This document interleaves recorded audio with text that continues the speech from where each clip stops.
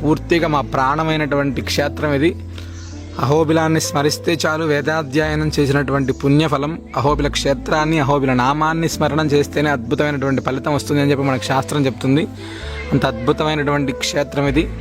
లక్ష్మీనృసింహ పరబ్రహ్మణే నమః. అహోబిలే గారుడ శైల మధ్యే కృపావశాత్ కల్పిత సన్నిధానం లక్ష్మ్యా సమాలింగిత వామభాగం లక్ష్మీనృసింహం శరణం ప్రపద్యే. పరమ పవిత్రమైనటువంటి క్షేత్రం అహోబిల క్షేత్రం. 108 దివ్యదేశాలలో అత్యంత విశేషమైనటువంటి క్షేత్రం.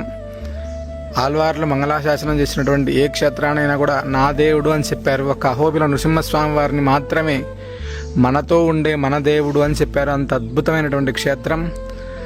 పూర్తిగా హిరణ్యకశిపుడి సంహారం చేసి భక్తుడైనటువంటి ప్రహ్లాదుని కాపాడినటువంటి అత్యద్భుతమైనటువంటి క్షేత్రం దిగువ అహోబిలం ఇది. ప్రహ్లాద వరదుడు, అమృతవల్లి అమ్మవారు స్వామివారి యొక్క రాజగోపురాన్ని మనం దర్శిస్తున్నాం.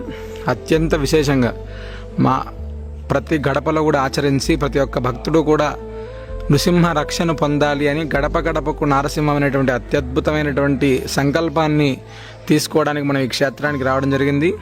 అహోబిలం అంటే మనందరికీ తెలుసు, పూర్తిగా మా ప్రాణమైనటువంటి క్షేత్రం ఇది. అహోబిలం అనేటువంటి పదం వినపడితే చాలు ఒక ప్రాణం శక్తి లేచి వస్తుంది. అంత అద్భుతమైనటువంటిది ఇది. ఒకసారి మనం ఎవరైనా కూడా ఇక్కడ దర్శనం చేసుకుంటే చాలు చాలా విశేషమైనటువంటి పుణ్యఫలం లభిస్తుంది.